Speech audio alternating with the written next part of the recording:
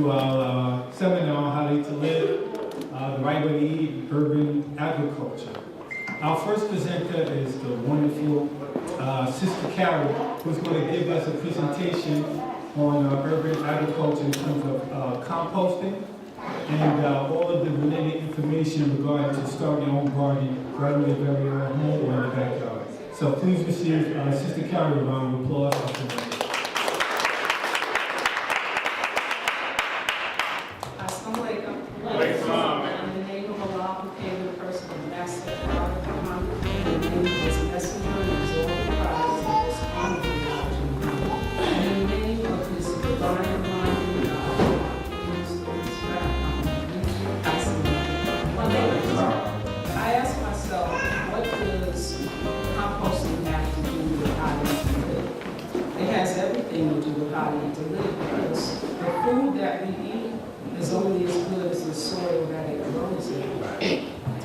What I would like to start with is a history of composting. It's not a complete history, and I would like to ask some questions to the audience.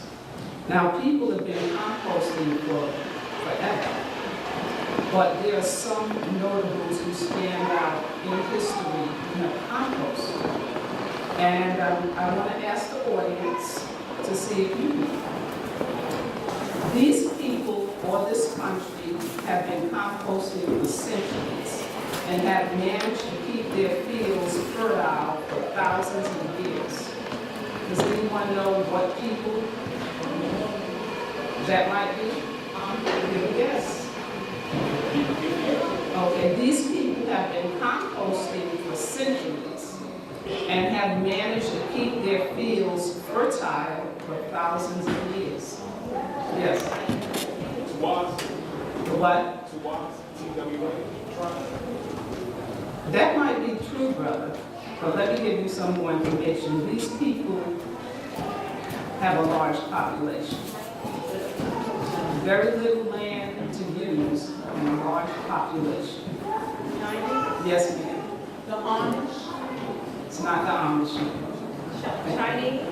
The Chinese. Come up, sister. Let's give her a hand. The Chinese people perfected composting, and they have very little land to grow, and they have always kept that land useful to grow.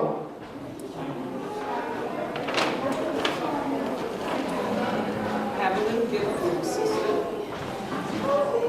Organic seeds. Okay.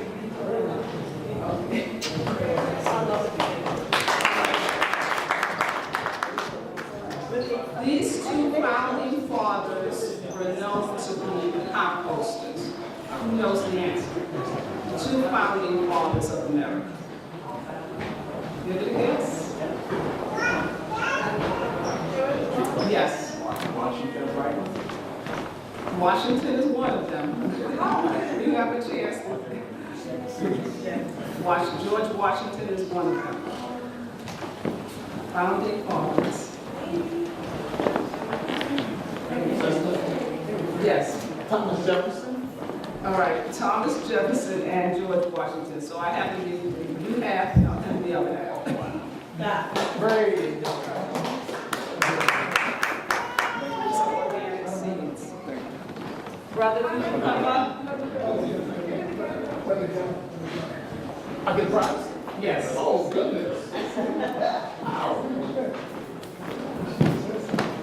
Now I have one more. Thank you.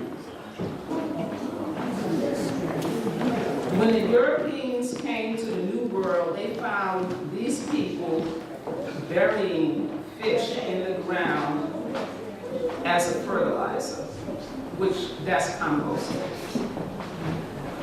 When the Europeans came to the New World, what was the New World? No one knows the answer to that? Yes. The Native Americans. The Native Americans, praises to Allah, brother. Thank you. The Native Americans used a method of burying fish in the ground along with corn seeds. Now, this last one, this person is going to a Black American in Black history? Okay, yes, sir. George Washington Carver. George Washington Carver. George Washington Carver was a great proponent of composting. So composting is nothing new. Brother Rahim? Yes, ma'am.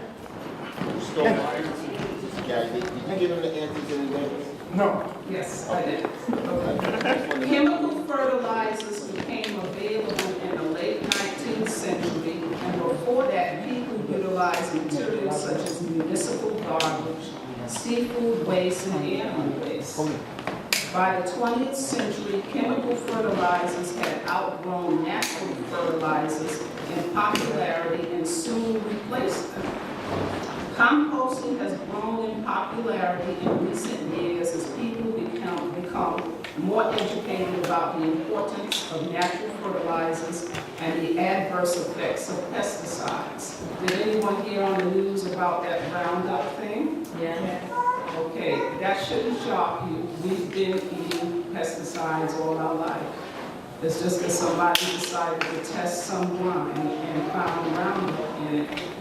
So this country is late in getting on board using natural fertilizers and natural pesticides, which there are. Nature has been making compost since animals and plants have been on our planet. Every time organic materials, which is animals, people, and plant life, decompose, it makes soil. What is composting? Composting is the process of creating the ideal conditions for the rapid decomposition of organic materials. It speeds up the way nature recycles. I know we always wonder where the soil came from that we stand on. That's composting. That's nature's way of composting. Worms, insects, microorganisms such as bacteria and fungi break down the organic matter into compost. What is compost? Compost's main ingredient is humus, the rich organic component of soil. Soil needs food, and food is obtained through compost. Compost is a natural organic fertilizer. Compost amends and improves the quality of the soil.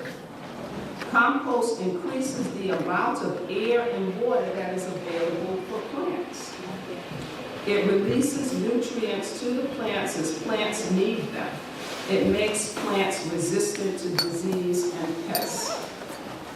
What I have here, this is actually called compost tea, and this is runoff from compost. And you can actually make a spray of this and actually spray it on the plants to resist disease. I'm passing around a sample of compost for everyone to look at.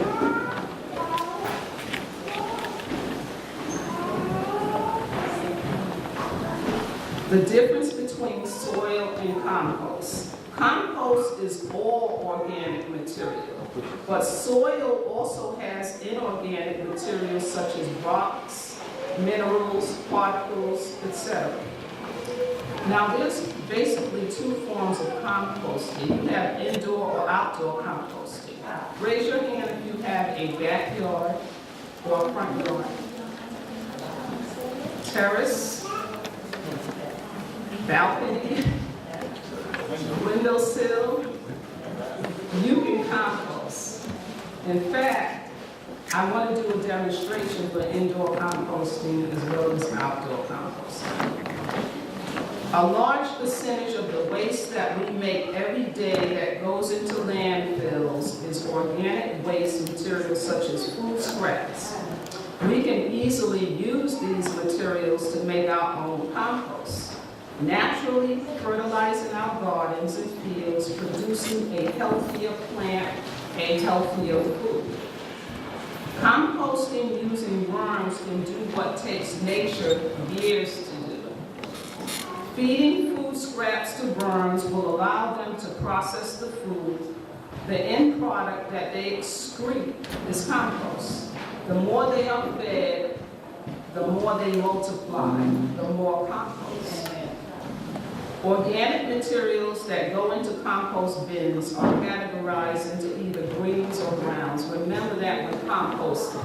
It's all about the greens and the browns. Raise your hand if you already compost or have knowledge of composting. Okay.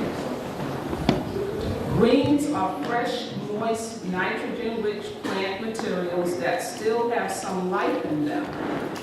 Fruit and vegetable scraps, coffee grounds, tea bags, fresh leaves, yard prunings, grass clippings, etc. are considered greens, and they're nitrogen-rich.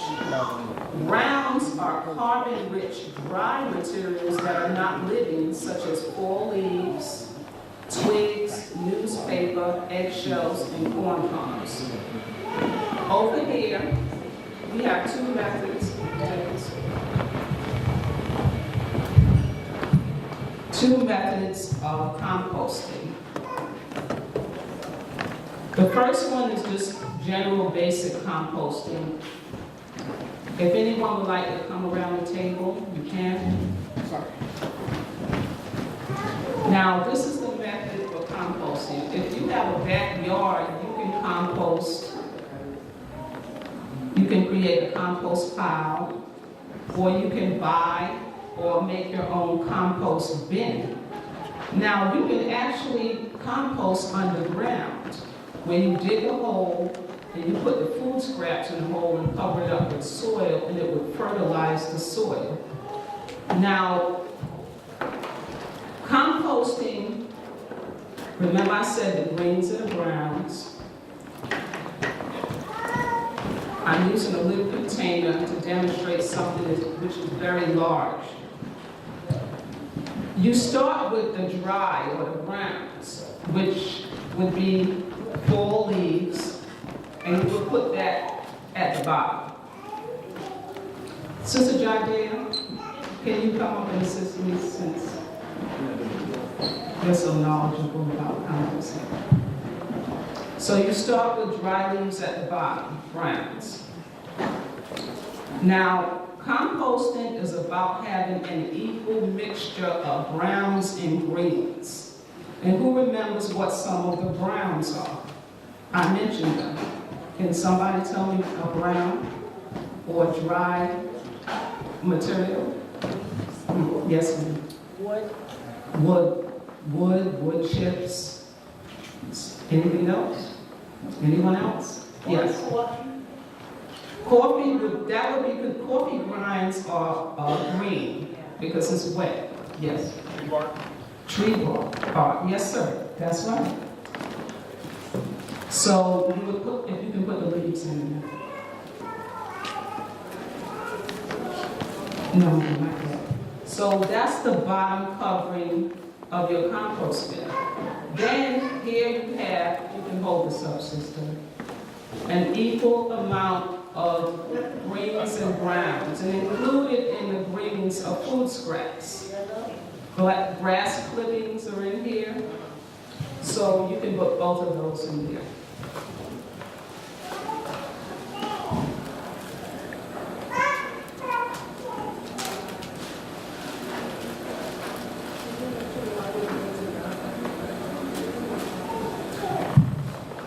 Sister Jadea, a good question. Why do greens and browns have to be equal? Because you don't want your compost pile or your compost bin to be too wet or too dry.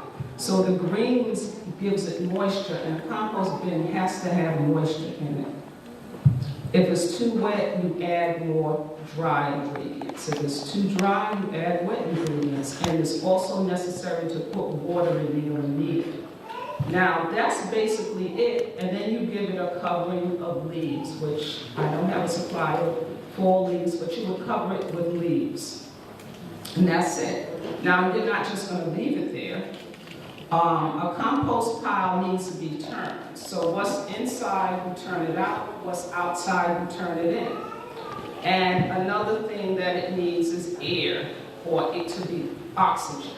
So you need to aerate it. So, you have to just get that pitchfork, get that garden tool, and fluff it up so that it can have air. And that's basically, it takes about 6 months to a year to get compost, especially from dry carbon materials. They take a long time to break down because they're dry, because they're dead. Now, this here, I would not use as a compost bin because it needs air. You need to drill holes in that. So if you're using a plastic container, you would drill holes in the top, you would drill holes on the side. And I have back there a compost bin. If somebody can bring it way in the back where Sister sitting and bring that compost bin up. So this is just general composting.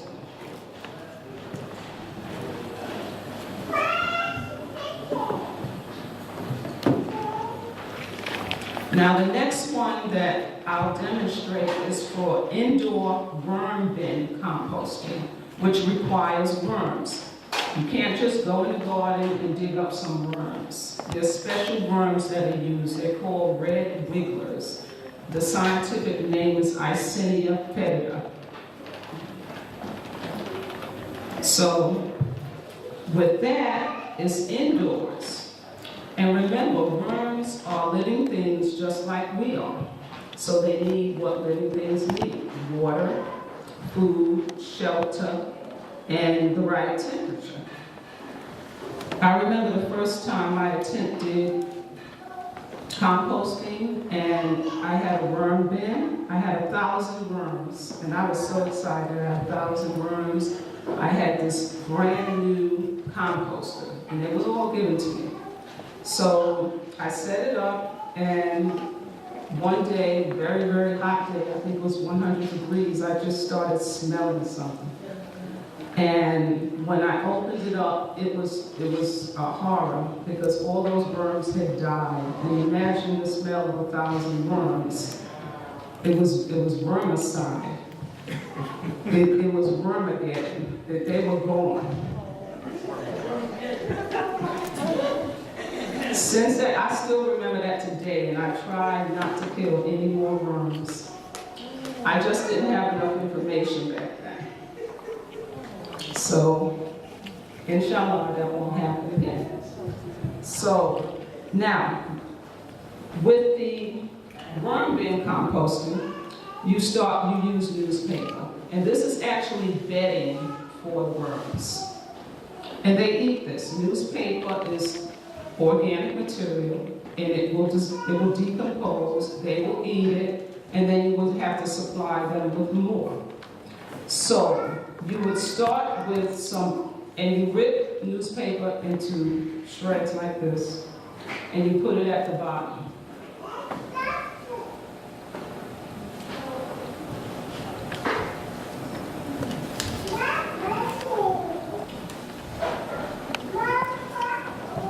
After that, you would add food. And I just want to say, these are food scraps that I froze.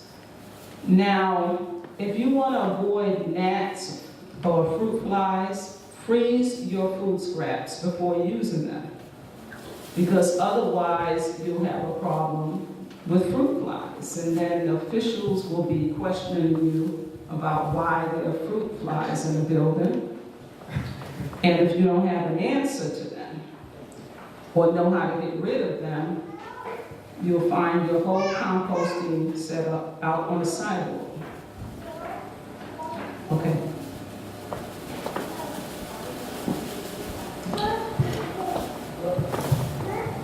Now I just want to point out some things that's here. These are your tea bags. These are all greens, wet materials that are used in your compost bin. I don't have any coffee grinds this time, but you can put that right on top, sister.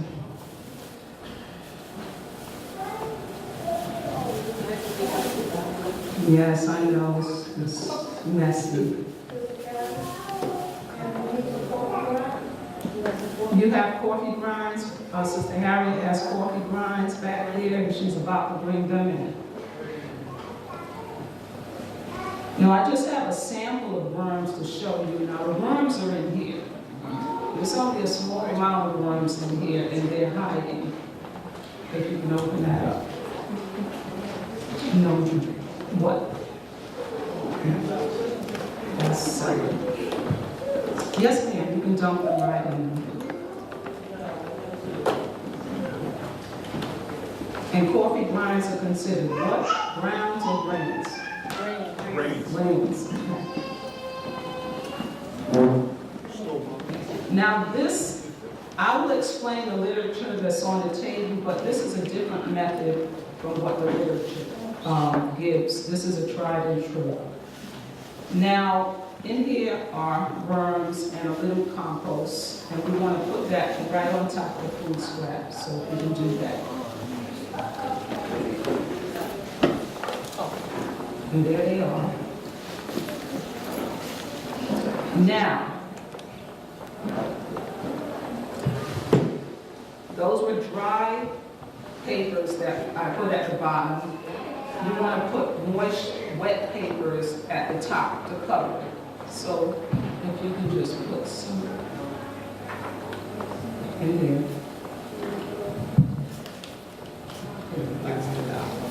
And just wet it. Worms need moisture. Their bodies are mostly made of water. But you don't want to drown them. They're living things just like we are.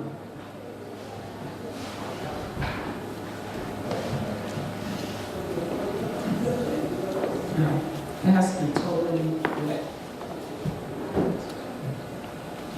But not dripping wet. You want it to be like a wrung out sponge. Okay, so that's enough. You can just press it down. And squeeze some of the water. And you put that right on top.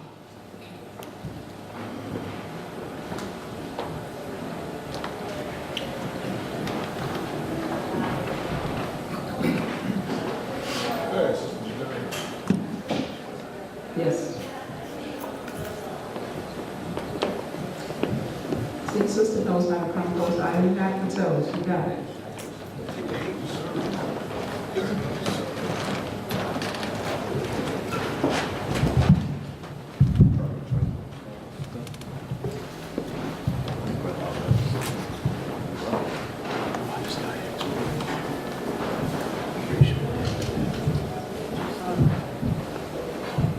A little more.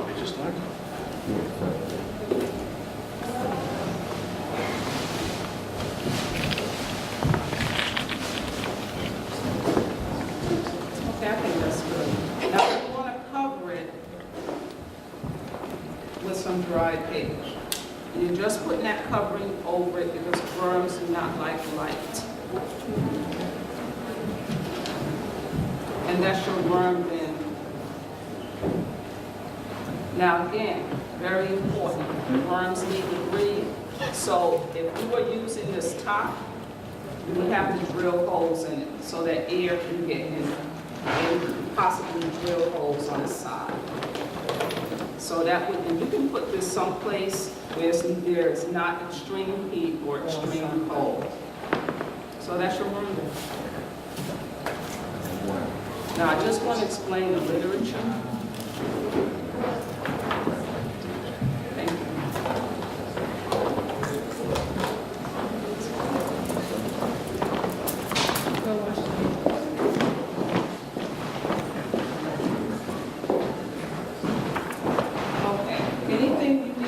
About composting are in these booklets. This is indoor composting with worms.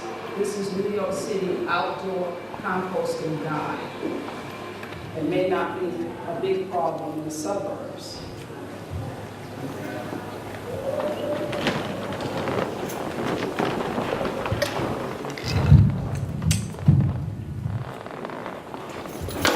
I'll stop now if anyone has any questions.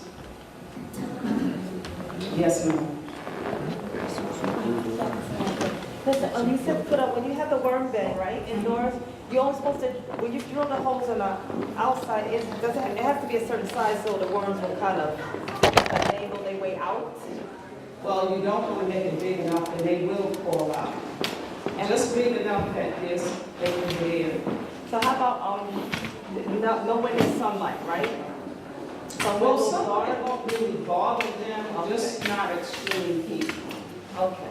No one else has questions? I guess no one else plans on composting. Use like, I would say breed worms, roller worms, breed them. Sir? Use yes ma'am. Yes ma'am. Use salam alaikum ma'am. Walaikum salam. Yes ma'am. Use breed worms, breed or grow. No, sir. I'm a certified composter with Bronx Botanical Garden and Department of Sanitation. There's literature on the table if you need to order rooms. Oh, Okay? thanks ma'am. But that's a lucrative business if you want to grow rooms. Anyone else? Now, do you start small or you could just, No. This is this worm that's in the house. okay. And this is about the standard size. But you can start a compost bin if you're doing it outside in a hamper. You can use milk crates, or you can just buy. You can buy the ones, and there's material information on the table. Everything you need to do composting is on the table. Any question, there's even hotline numbers if you have any questions. Now, what I want to explain is, after you make composting, somebody can bring this, put it on the table.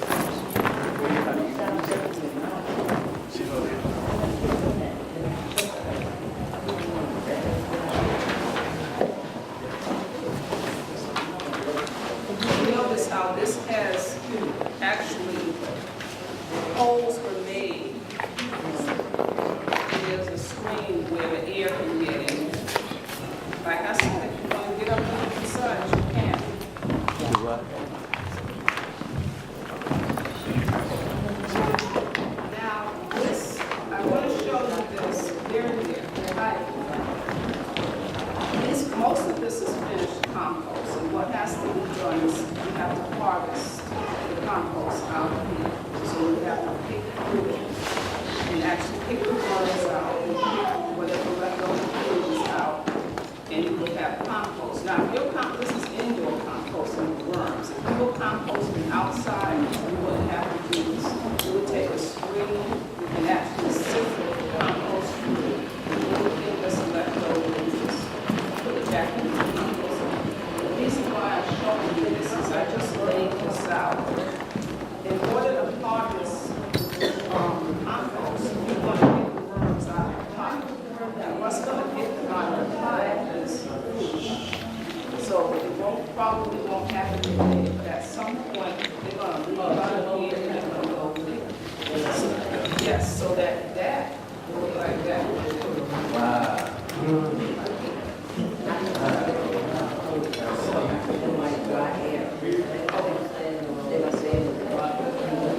I leave you as I came, I saw you. Let's give it up, please.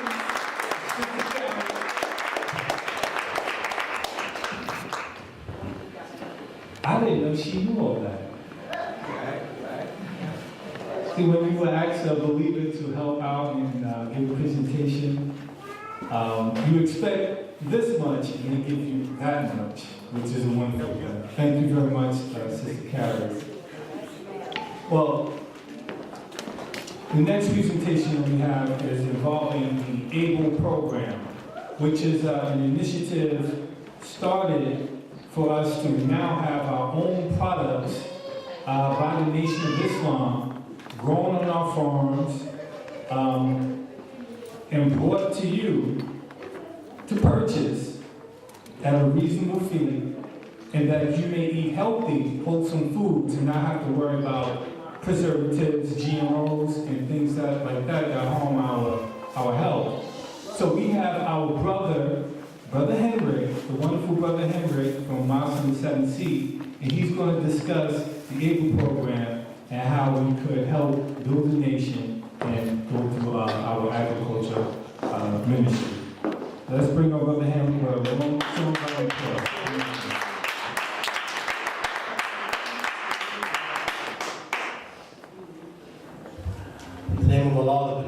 merciful, I bear witness that there is no God but Allah who came to us in the person of Master Fard Muhammad. I further bear witness that the most honorable Elijah Muhammad is the exalted Christ, and I bear witness that the Honorable Minister Louis Farrakhan is their divine reminder and servant in our midst.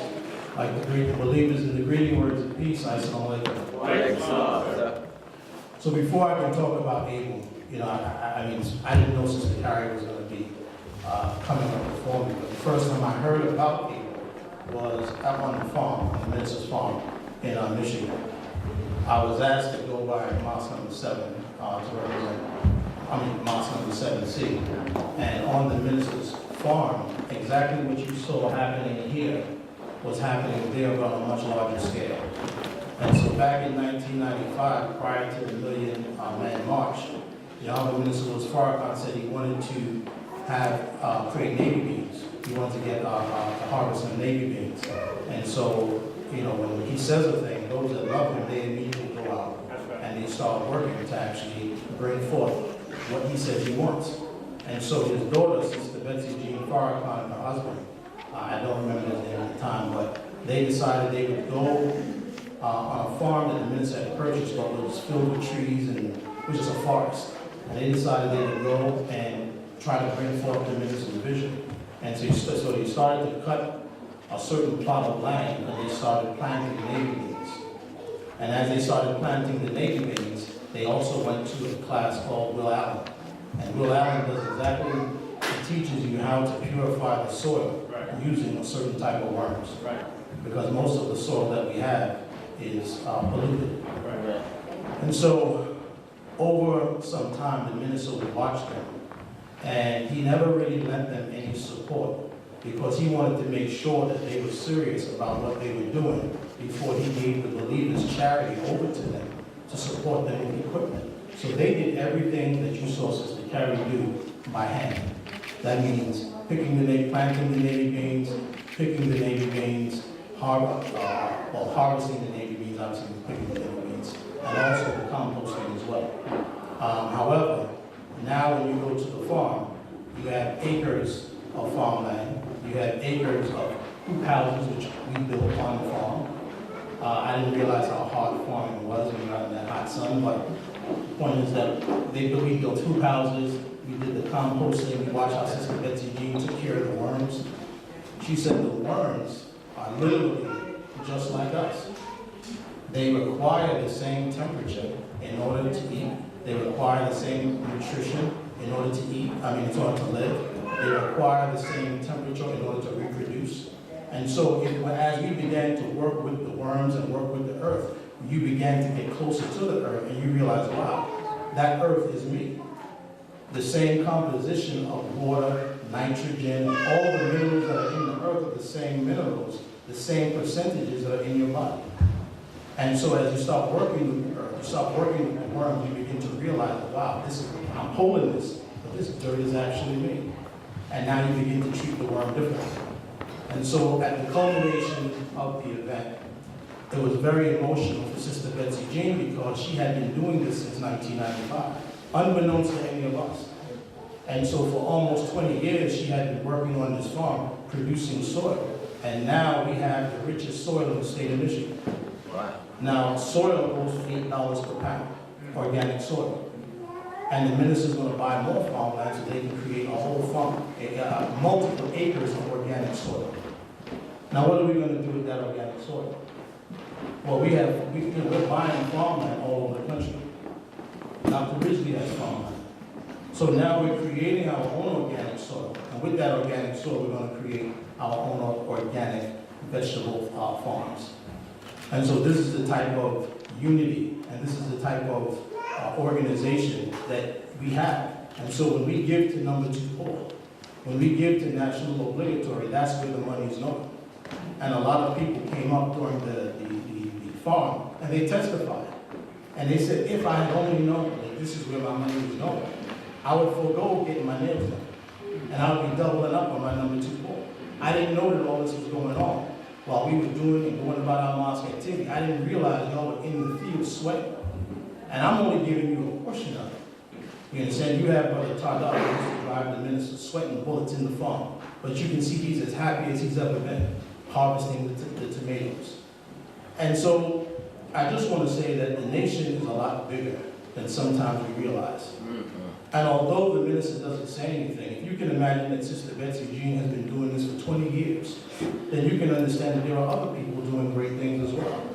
We have believers who have blueberry farms, because those that came to the farm are interested in farming.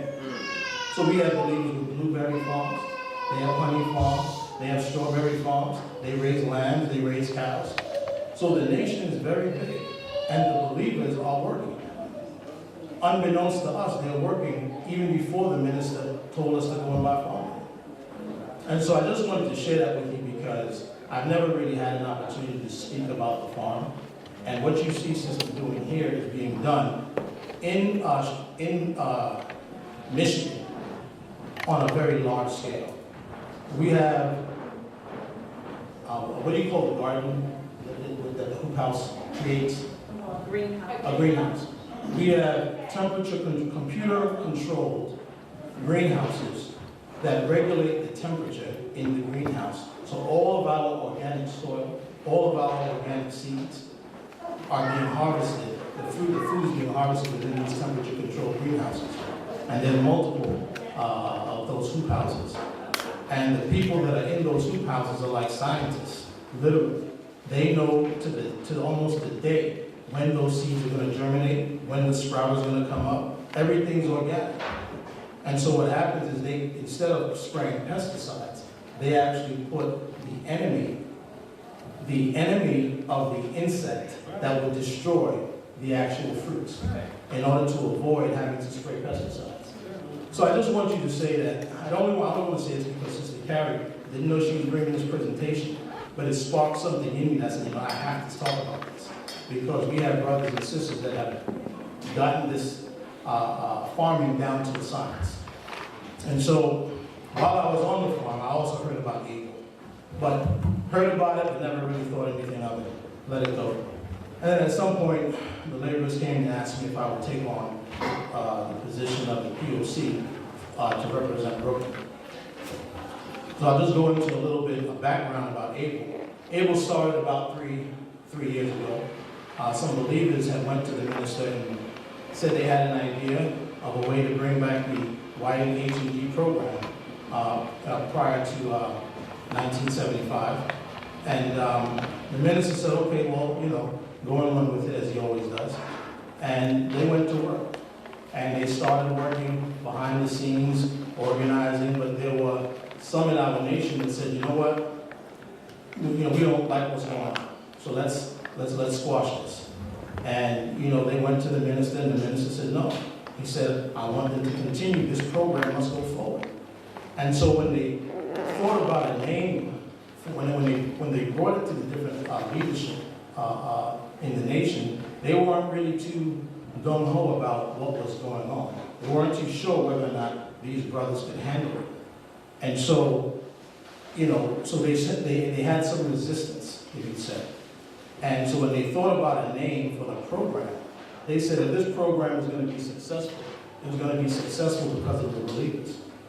And that's where they came up with the name Abel, Army of Believers, leading the effort. And to date, I came on board 2 years later, and when we went to Savior's Day, this past Savior's Day, this was the first time that any of the 116 POCs and leadership in Abel, with the exception of 2 people, had ever met each other. So here you have a whole nation organizing, and the people within the nation have never even met each other face to face, but yet they were able to build an organization from the ground up, where you have over 116 cities distributing products. And the only reason we can do this is because of the love that has been put in us through the teachings of the Most Honorable Elijah Muhammad.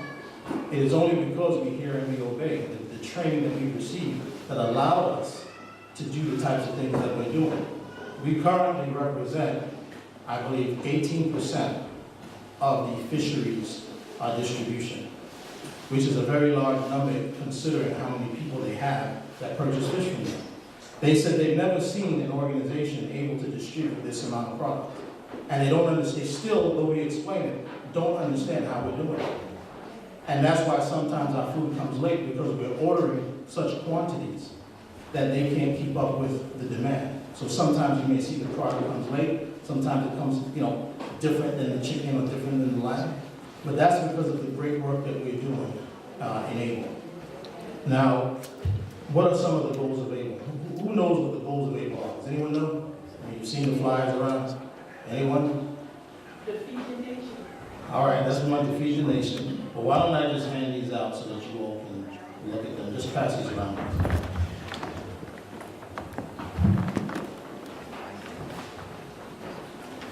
Now, with any new program, people are always, nervous about, how does this impact what we're doing, and who's going to do it, and what about this, and what about that.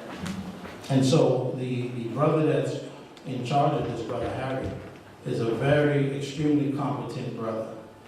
And I'm one that's very critical.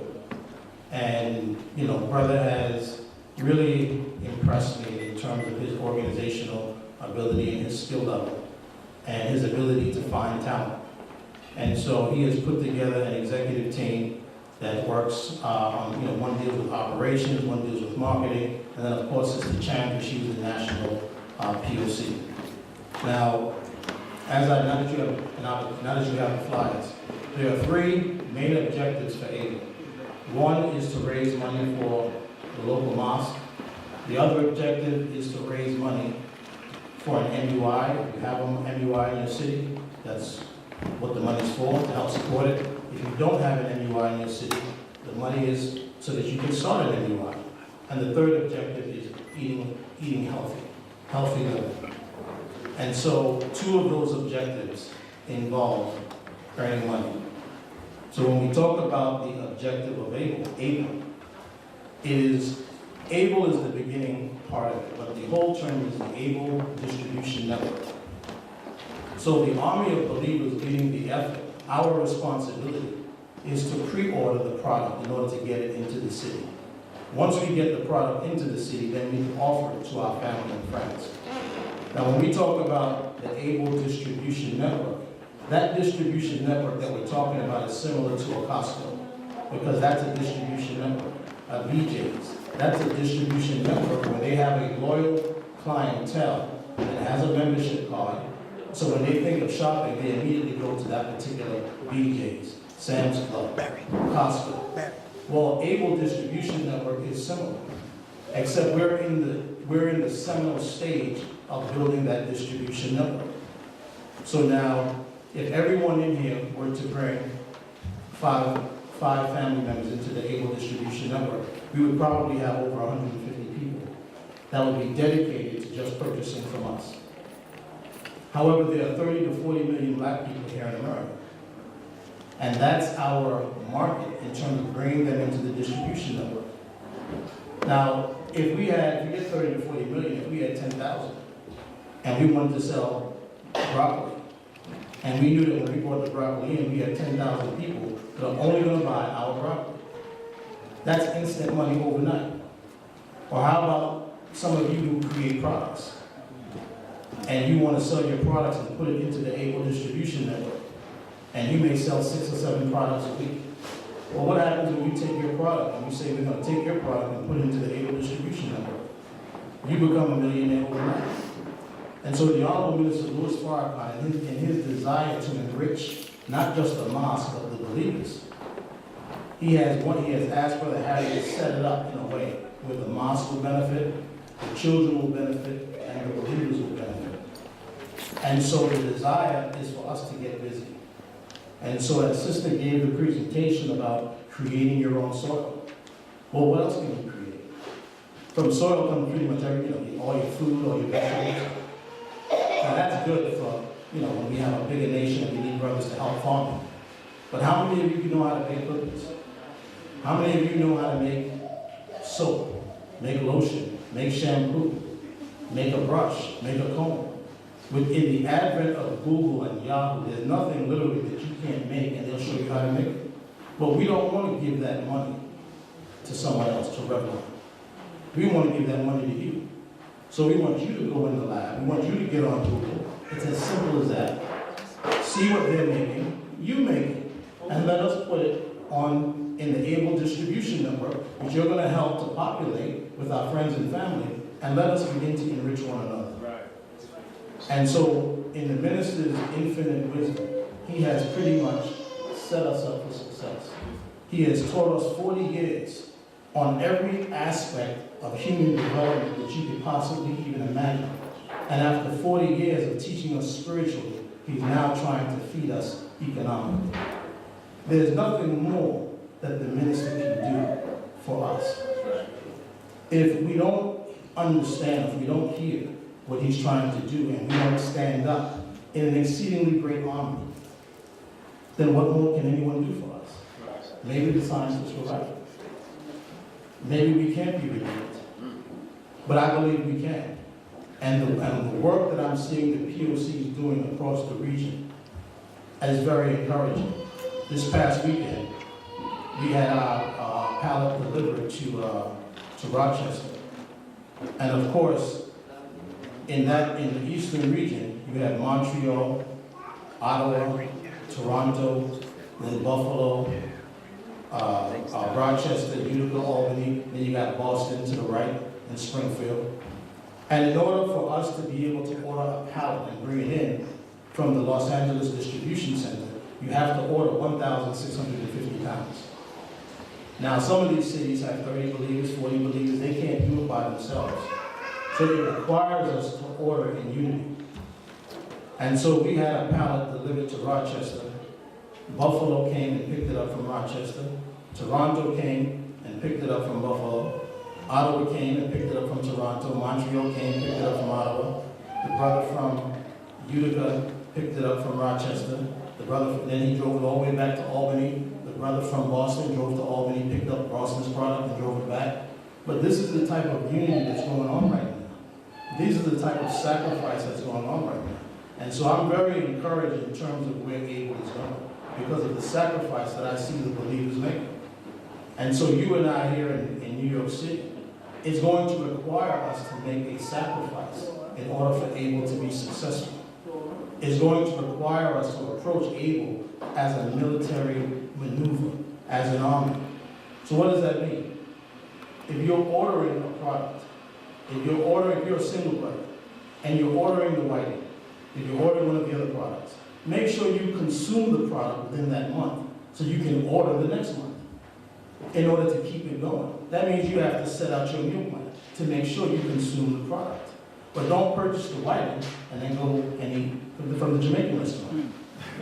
And then the next month, you say you can't order because you still got whiting in your refrigerator. So you have to look at this from a 30-day perspective. How am I going to eat this food so that I can make sure I can now purchase the next one? And so all of you are being deputized to order on a monthly basis. All of you are being deputized to go and get your family and friends into the distribution network. And then all of you are being deputized to go on Google and find a product that you can make. Work at the product, because we will work with you in developing the product so that you can bring it into the distribution network so that we can enrich you. So there's no excuse anymore. All excuses for development have been removed. And we're asking all of you to, 1, purchase the product, 2, bring people into the distribution network, and 3, go and develop a product on your own. And so there's a lot more that I have in terms of Abel, but I'll leave it there because I know we have other presenters. But I thank you for the few minutes that you've given me to speak. And I leave you as I greet you, as I came before you in the greeting words of peace. Assalamu alaikum.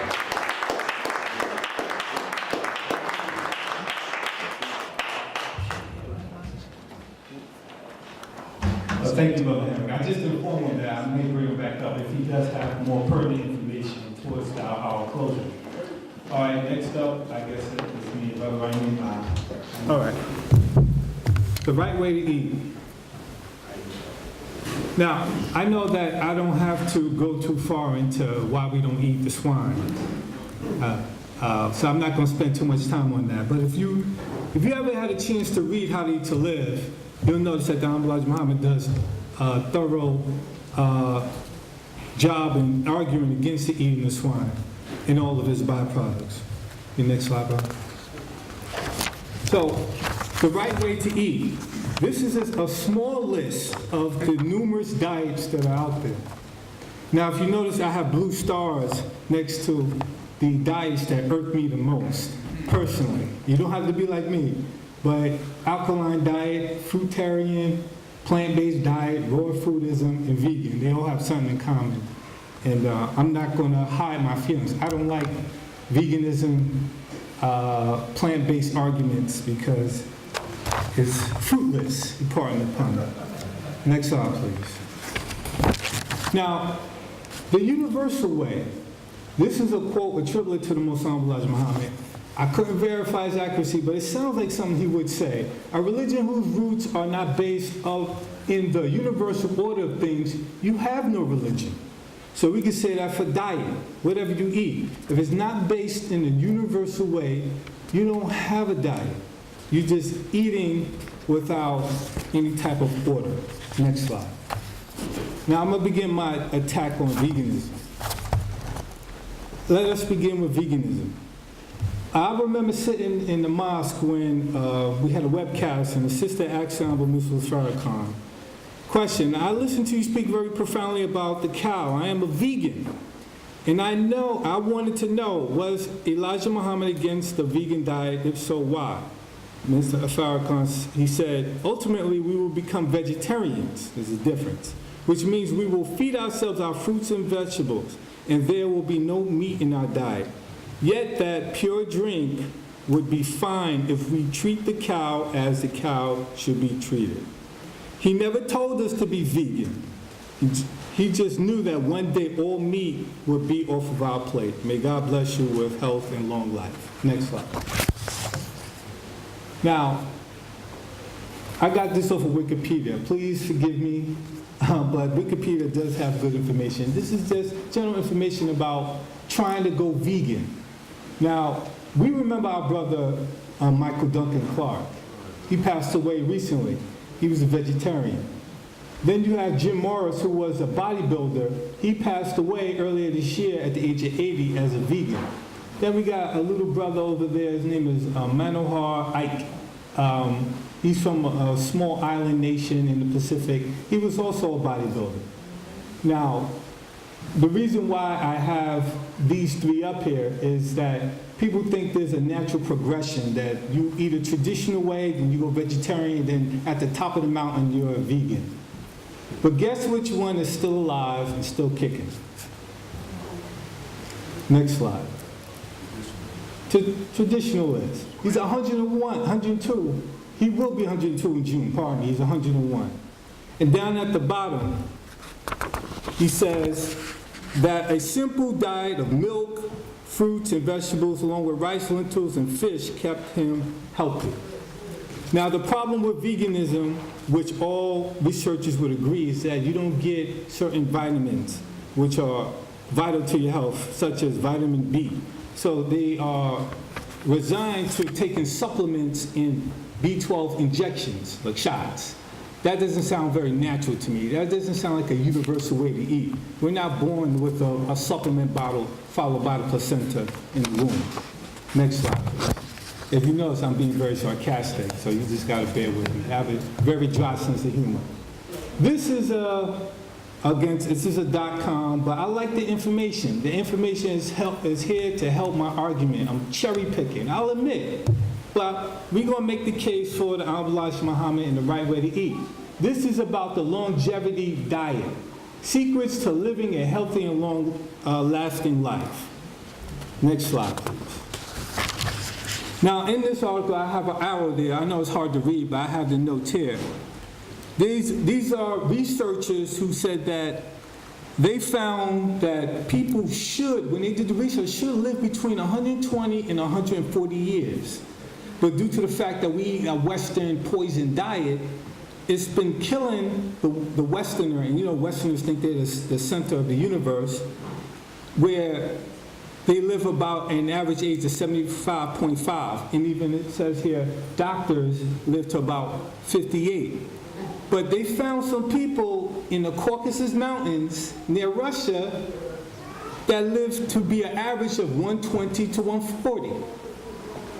And they even have one man who lived to be 167 years old and still having children. They even have who they call Titicaca Indians. Next slide, please. Now, I didn't just believe it on face value, so I looked up the Titicaca Indians. And it says here, you think that they had an all plant-based diet? I mean, the original way was plant-based and we eventually became eating meat. It says the inhabitants all over Lake Titicaca get their food from the lake, which means fish was in their staple. No veganism. Next slide, please. This man, he's 140 in that photo, so they said. Now, it said that, it's hard for me to pronounce this word. And near the arrow, the Abkhazia primarily eat fresh fruit, vegetables, picked fresh and eaten near to immediately, as well as nuts and some whole grains. The Abkhazian consume very few